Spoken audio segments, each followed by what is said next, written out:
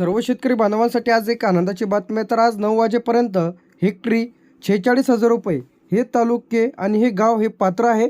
महसूल मंडळाचा मोठा निर्णय पीक विमा संदर्भात गुड न्यूज आलेली आहे।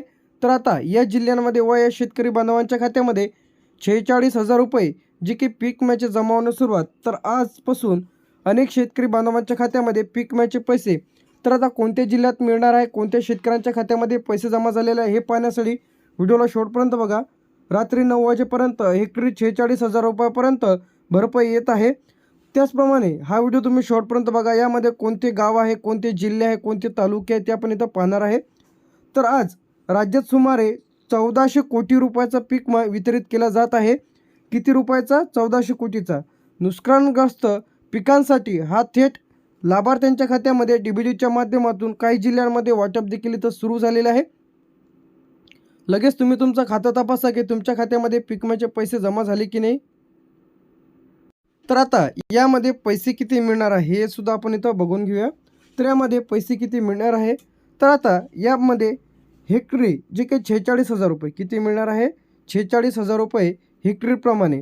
तर आता पीक नुकसान रक्कम वेगळी असते। म्हणजे तुमच्या जिल्ह्यांमध्ये कापूस जास्ती प्रमाणामध्ये पेरला जातो। कापूस असेल, तूर असेल, मूग असेल, उडीद असेल, गहू असेल, हरभरा असेल, खरीप असेल किंवा रब्बी असेल, हे त्याच्या पिकावर अवलंबून टक्केवारी इथं राहते। त्यानंतर शेतकऱ्यांना जे की यामध्ये मिळणारी भरपाई आहे ते तुम्हाला मिळणार आहे 8,000 रुपये, 18,000 रुपये, 28,000 रुपये, 46,000 रुपये। तर अशा पद्धतीने ही जी भरपाई आहे ते दिली जाते। हे यांच्या नुकसान भरपाईवर अवलंबून राहते। जास्त ज्यांचं सर्वात जास्त नुकसान त्यांना भरपाई जास्त इथं देण्यात येते। कोणते पीक यामध्ये पात्र आहेत, तर यामध्ये जे काही पीक आहे यामध्ये सोयाबीन, कापूस, तूर, मूग, उडीद, बाजरी, ज्वारी। तर आता यामध्ये जे की हे पिकं यामध्ये या पिकांचा समावेश आहे। तर आता या पिकांचा जो काही पीक विमा आहे ते 46,000 रुपये हेक्टरीप्रमाणे इथं पैसे जमा होत आहे। अतिवृष्टी, पावसाचा खंड असेल, पूर, चक्रीवादळ व कीड रोगामुळे जे काही तुमच्या पिकाचे तो नुकसान झालेलं आहे त्याची भरपाई म्हणून 46,000 रुपये हेक्टरीप्रमाणे पीक विमा तुमच्या खात्यामध्ये येत आहे।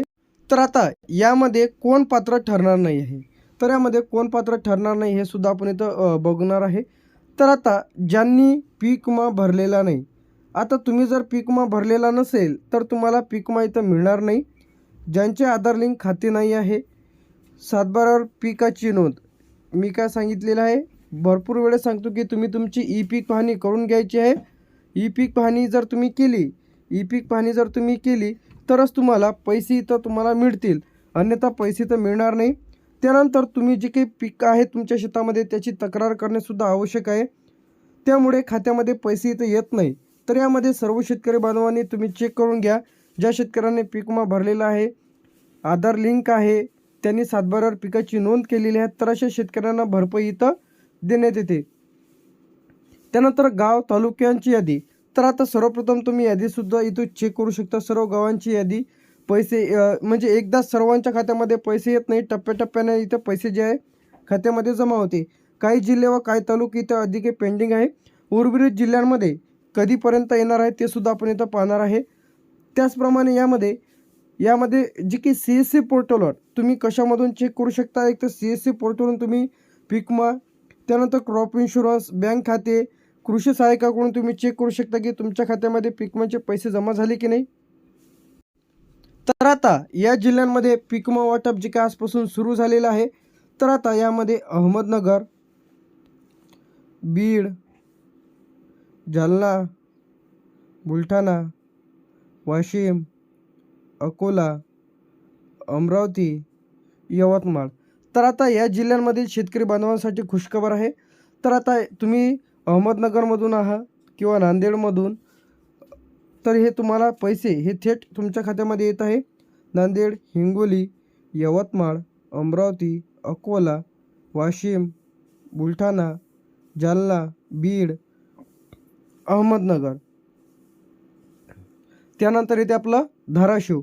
तर या जिल्ह्यांमध्ये जो काही रखडलेला बरेच दिवसांनी पीक विमा होता ते आता मिळण्यास सुरुवात झालेली आहे। ज्या शेतकऱ्यांना पीक विमा मिळालेला नसेल तर त्यांनी 14447 तर या हेल्पलाईन नंबरला कॉल करून सुद्धा तुम्ही राहिलेला पीक विमा इथं तुम्हाला मिळवता येणार आहे. तर आता यामधील बरेच जिल्हे काय आहे, पेंडिंग आहे. तर आता यामध्ये छत्रपती संभाजीनगर, लातूर, सोलापूर, सांगली, सातारा, कोल्हापूर, पुणे, नाशिक तर या जिल्ह्यांचा समावेश आहे. त्यानंतर आपलं येते जळगाव, धुळे, नंदुरबार, रत्नागिरी, सिंधुदुर्ग तर हे जिल्हे यामध्ये आहे.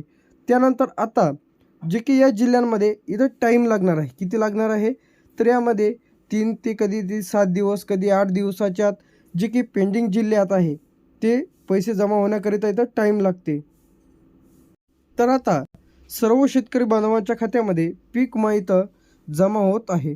तर आजपासून जे काही पैसे इथं येत आहे खात्यामध्ये, यामध्ये 2024 कधीचा 2024 आणि 2025चा जो काही पीक विमा आहे यामध्ये अतिवृष्टी असेल, पावसाळ्याचा खंड असेल, पूर, जे काही उत्पन्नामध्ये घट झालेली असेल तर अशा शेतकऱ्यांच्या खात्यामध्ये जे काही भरपाईची रक्कम आहे ते 7 ते 10 दिवसाच्या आत आज संध्याकाळी 9 वाजेपर्यंत सर्व शेतकरी बांधवांच्या खात्यामध्ये प्रधानमंत्री पीक विमा योजना याचे जे काही पैसे आहेत ते थेट लाभार्थ्यांच्या खात्यामध्ये पैसे इथं जमा होत आहे. तर कोणाला पैसे इथं मिळणार नाहीत तर ते सुद्धा आपण इथं जाणून घेऊया. यामध्ये पीक विमा न भरलेले शेतकरी आहे, सातबाऱ्यावर पिकाची नोंद नाही, आधार लिंक नाही, त्यांनी पीक विमा क्लेम केलेला नाही, तर अशा शेतकऱ्यांना पैसे इथं मिळणार नाही. तर लगेच तुम्ही DBT लिंक आहे की नाही ते चेक करून घ्या. त्याचप्रमाणे CSC सेंटरवरती जाऊन चेक करून घ्या. पीक विमा कंपनीला तक्रार करा 14447 तर या हेल्पलाईन नंबरला कॉल करून सुद्धा तुम्ही तुमच्या पिकाची तक्रार करून राहिलेला पीक विमा तुम्हाला आता मिळवता येणार आहे. तर लगेच तुम्ही तुमचं खातं तपासा की तुमच्या खात्यामध्ये पीक विमा जमा झाला की